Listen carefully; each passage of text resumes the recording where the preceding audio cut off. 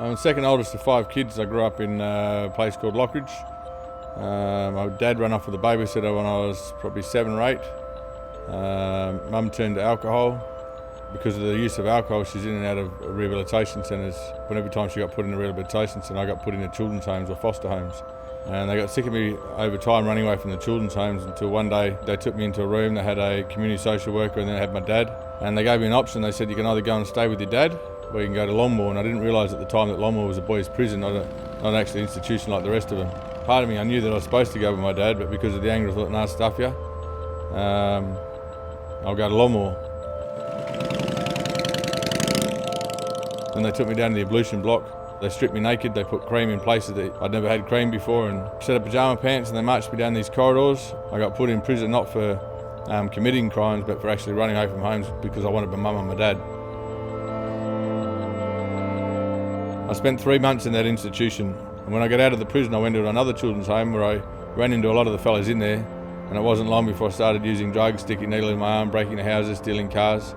I'd be out for a day, back in for 6 months, out for a week, back in for 8 months. I just in and out, in and out. I spent 9 birthdays in a row locked up. I didn't want to be who I was. I hated who I was. I hated what I did.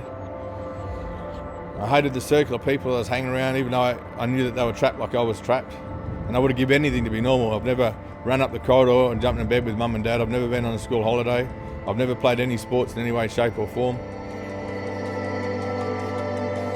I was selling up to 20 handguns a week. I had 9 mils, 44s, Glocks, box of dynamite, little cases of C4. I was selling on average of 40,000 a day of methamphetamines.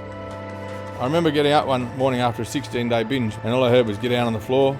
The TRG, which is Tactical Response Group, come through with bulletproof vests, shotguns, a helicopter over the roof. I went into the Perth Central Police Station because of what I was doing. I think I was more used to the police out in the streets. So they gave me bail, and I went back to where I was staying with my wife and my 2 kids.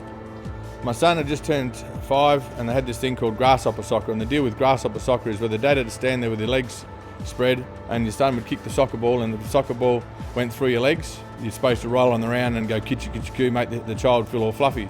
And my heart was going 100 miles an hour. I'm thinking to myself, if my son kicks that ball through my legs, there's no way in the world I'm rolling on the ground. And I'm too cool for that. And then my son kicked the ball through my legs. When he kicked the ball through my legs, something really bad happened on the inside. I just turned my back and I just said, nah. And I just left him and walked away. And I remember when I turned my back on my son, I just started bawling my eyes out. I would have given anything to make my son feel special. Instead, I just brought it over to my wife and said, woman, go look after the boy. But that was a turning point. Something really special started happening in my life.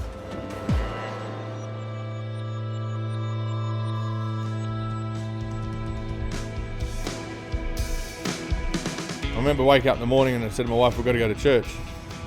And I've honestly never been set foot in a church, except I've broken into a couple.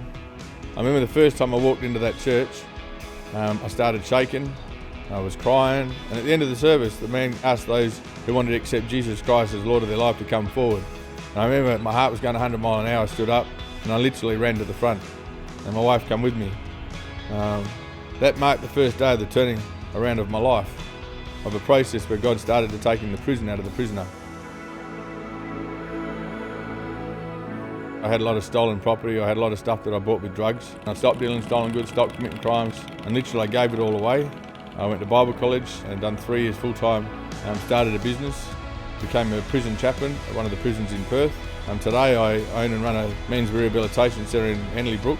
At present we have 17 fellows in the program, soon to be 26. And my thinking's changed, my heart's changed, my wife's changed, my children's changed. The prison's no longer in the prisoner, that I'm actually a free man.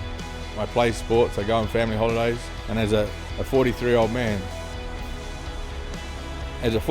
man, I run up the corridor in the morning and I jump in bed with my sons and I give them a cuddle.